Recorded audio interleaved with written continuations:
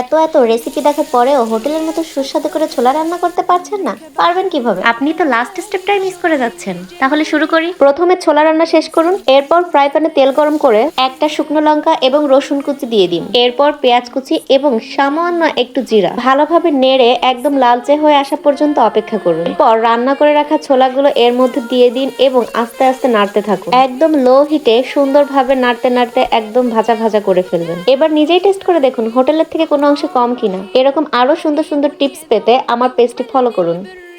في الدين صلاة وصيام وكذلك فرح وسرور والمتدين من تلقاه مبتسما حلوا كالنور يسعى ليعمر دنياه وهو رقيق الطبع صبور كل أوامره تهدينا وتنادينا للخير ينهانا عن كل طريق يأخذنا نحو